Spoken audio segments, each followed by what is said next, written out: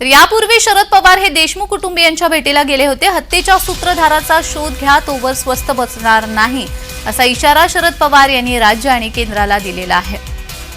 तर परभणीपूर्वी शरद पवार हे बीडमध्ये पोहोचले होते. बीडमध्ये संतोष देशमुख यांच्या कुटुंबाची त्यांनी भेट घेतलेली आहे आणि यावेळी त्यांनी राज्य आणि केंद्राला इशारा देखील दिलेला आहे.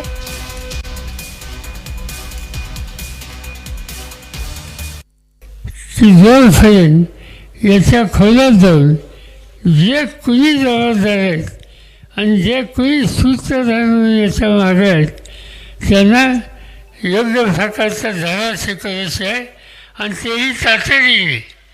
आणि केंद्र सरकार, राज्य सरकार, लोकप्रतिनिधी, वकील मंडळी आणि या जिल्ह्यातील आजूबाजूचे अनेक लोक तुमच्या हितचिंतक म्हणून या प्रश्नाकडं गावकऱ्यांच्या आणि या कुटुंबियांच्या मागे आहे.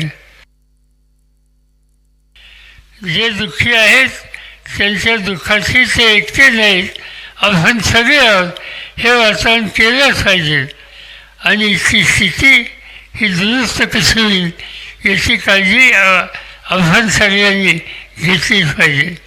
कुटुंबात लहान मुलं आहेत, त्यांच्या मुलांनी आत्ताच सांगितलं की तुझ्या शिक्षणाची जबाबदारी आम्ही घ्यायला तयार आहोत.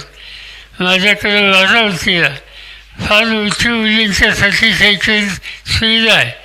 जवळपास 9 ते 10,000 मुली शिकतात.